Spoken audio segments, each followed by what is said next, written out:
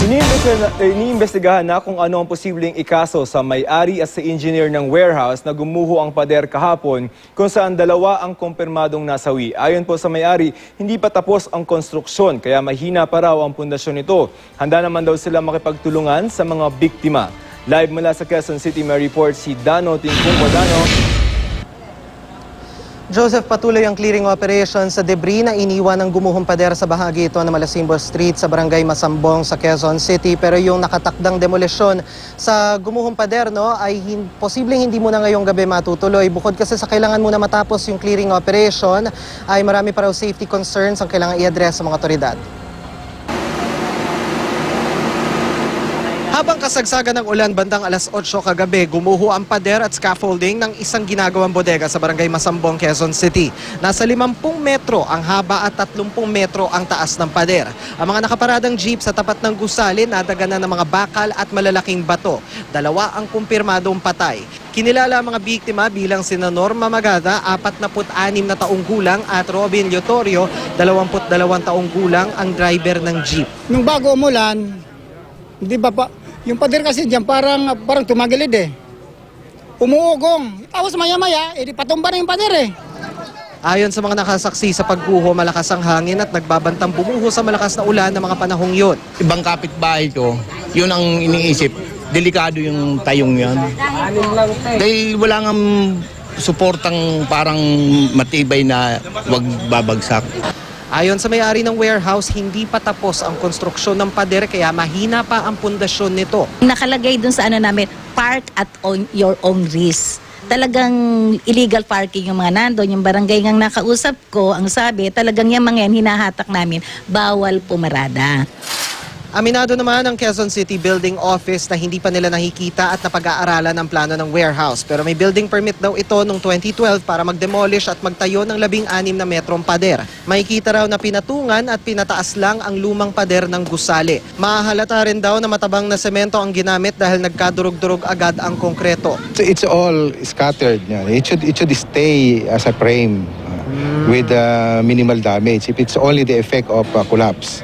If the lower portion is soft, it means that the upper portion is a new one. There is a tendency that it will suffer some distress. Why, sir? Yes, distress, because without retrofitting the lower part, when you add another additional structural loads, there will be effect on the lower portion. Iniimbestigahan pa kung anong kaso ang pwedeng isampa sa engineer at may-ari ng gusali. Puspusan na naging rescue at clearing operations ng Red Cross, Bureau of Fire Protection, MMDA, Meralco, PNP at iba pang volunteer, pero bahagya silang nahirapan dahil sa bigat ng mga bitak ng bato. Sa ngayon, patuloy na nililinis sa mga debris at saka gigibain ang konstruksyon. Medyo malapad yung crane namin. Dapat malinis namin maski 2/3 lang ng karsada dahil titibagin din itong plano namin mamaya rin. Kailangan ng ibulak yan, sir?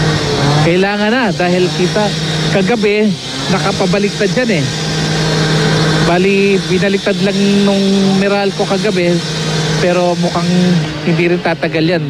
Kailangan din ituluyan na, itumba na. Handa naman daw makipagtulungan ng pamunuan ng kumpanyang may-ari ng bodega sa mga biktima.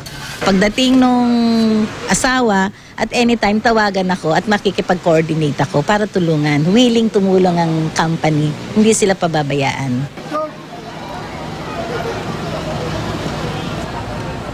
Joseph, sa ngayon, bantay sarado pa rin yung bahaging ito ng Malasimbo Street at gaya nung nabanggit natin kanina, abala pa rin ang mga trabahador sa sinasagawang clearing operations. Joseph, kailangang matapos, ma-clear itong bahagi ito ng kalsada para mabigyan daan yung crane na gagamitin sa mismong pagdibag sa pader. Pero kahit na sinasabi sa atin ng MMDA Sidewalk Clearing Operations Group na maliit na raw yung panganib ng bahagi ng gumuhong pader dahil nakahilig na ito papasok doon sa perimeter na sakop ng warehouse, panganib naman yung perpendicular na firewall o yung dingding na perpendicular doon sa pader kasama na yung bahaging gumuho.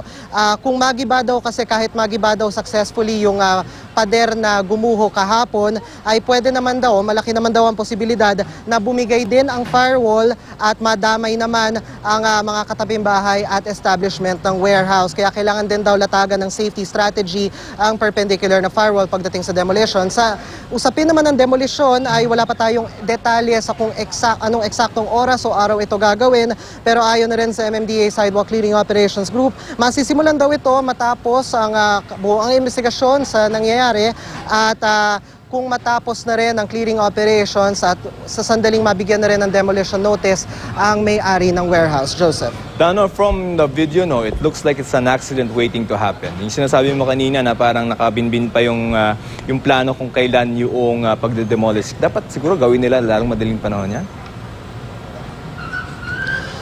Joseph, yan din yung isa sa mga tinanong natin sa mga otoridad, partikular sa MMDA Sidewalk Clearing Operations Group. Pero sinasabi nila sa atin, marami daw kasing kailangan i-consider. Kasi kahit na yung pader na yun, yung pader kasama na yung bahaging gumuho, papasok na ito doon sa perimeter ng warehouse at kasi wala na rin tao doon sa loob ng warehouse ayon sa MMDA Sidewalk Clearing Operations Group.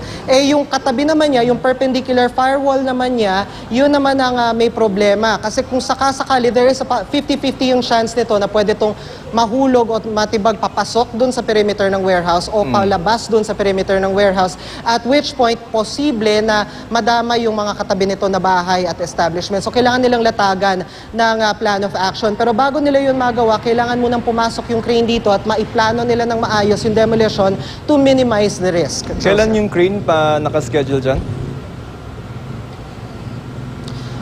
Joseph, yung sa initial info natin ay possibly daw ay tomorrow sila mag-i-issue ng tomorrow ang issuance ng notice of demolition dun sa may-ari. Paliwanag sa atin ng MMDA Sidewalk Clearing Operations Group sa pamumuno ni Ed Lara, bibigyan daw ng notice of demolition ng may-ari ng warehouse na sila naman daw ang gagawa ng demolition. There's a certain grace period. We're not really sure kung gaano katagal itong grace period na ito, pero kung lumipas itong grace period na to at hindi pa ito nagagawa ng paraan ng may-ari ng warehouse, saka na raw papasok ang Joint Quezon City Building Office City Engineer at MMDA para sila na mismo ang gumawa ng demolition. Joseph. May update ba tayo kung sasampahan ng reklamo yung mga may-ari ng gusali? Isa dun sa mga pinag-aaralan, Joseph, yung pagsampa ng kaso. Pero gaya nga nung nabanggit ng Quezon City Building Office, hindi pa nila sigurado kung ano yung isasampang reklamo. Kasi meron ng building permit ang itong warehouse na ito noong 2012. Pero they have to review yung master plan nito at kung nasunod ba yung master plan. Suffice to say, kanina dun sa initial investigation, yung initial ocular inspection, may mga nakita sila mga problema. Halimbawa, kulang sa lateral support yung pader na hindi na magpe-prevent sana dun sa pader na humilig habang kinoconstruct ito. Kailangan din daw merong support yung pader habang ginagawa ito at hindi yung katulad nung nakita nila kanina na tinambakan lang ito ng semento para tumaas. Kailangan din daw yung material, ay check din daw nila, chine-check nila sa ngayon kung yung material substandard. Although kanina nakita nila na medyo malabnaw nga yung semento, evidence doon yung kanyang pagkakadurog nung bumagsak siya. So maraming mga kailangan i-consider before they even say na kung ano yung kaso